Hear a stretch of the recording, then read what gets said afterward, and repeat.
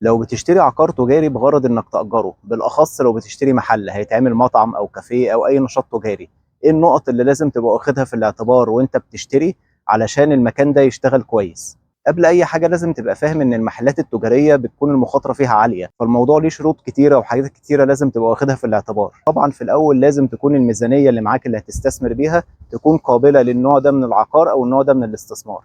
اول حاجه طبعا دراستك للمطور والمشروع وفهمك للمشروع اللي انت هتشتري فيه، ده امر مفروغ منه. تاني حاجه اختار اللوكيشن، موقع المحل كويس، سواء المنطقه لوكيشن المشروع نفسه في المنطقه انه يكون في مكان حيوي، مكان مركزي رئيسي، يكون الحركه عليه عاليه.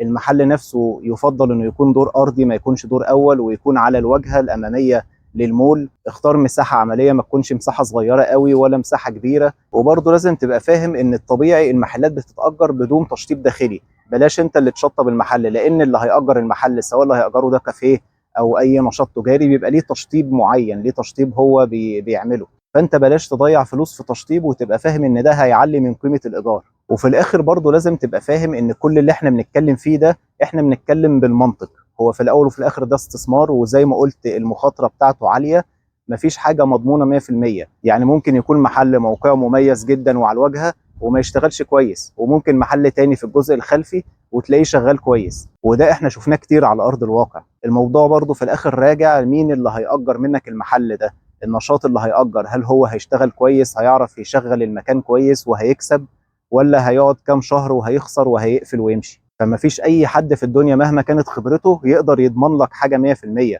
مفيش حد يقدر يقول لك المحل ده في الموقع ده على الناصية دي مليون في المية هيشتغل كويس، ده مستحيل، مفيش حد يقدر يضمن الكلام ده. احنا في الاخر بنتكلم بالمنطق، المنطق اللي يخليك تقلل المخاطرة بقدر الامكان. تعمل الدراسة بتاعتك كويس لما تفكر تشتري محل استثمار. وطبعا مش محتاج اقول لك، لو احتجت اي حاجة تقدر تكلمني اي وقت.